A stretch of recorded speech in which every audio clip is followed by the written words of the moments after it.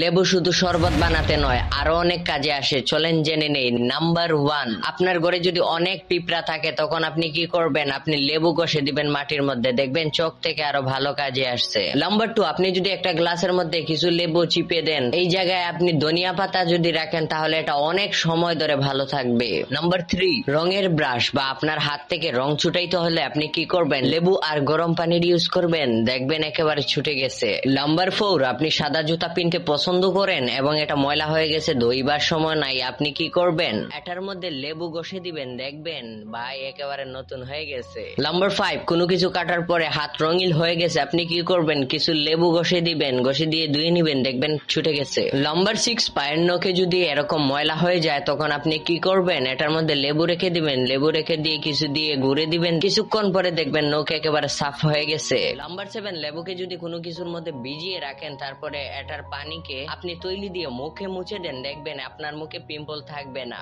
Number 8, apple যদি আপনি কোনো পাত্রের মধ্যে রাখেন এরকম লাল হয়ে যায় তখন আপনি কি করবেন? এটার মধ্যে লেবু ঘষে দিবেন, দেখবেন ময়লা সরে গেছে এবং এটা খাইতেও আরো মজা হবে। নাম্বার 9, লেবুর উপরে বেকিং সোডা ডালার পরে আপনি আপনার গাড়িকেও চমকাতে পারবেন। নাম্বার 10, আপনার কাপড় যদি অনেক ময়লা হয়ে যায় তখন আপনি কি করবেন? একটা পাত্রর মধ্যে লেবু আর গরম পানি রেখে দিবেন আর এটার মধ্যে কাপড় ভিজিয়ে অনেক সময় রেখে দিবেন, তারপরে ভালোভাবে ধুয়ে নিবেন, দেখবেন একেবারে সাদা হয়ে গেছে।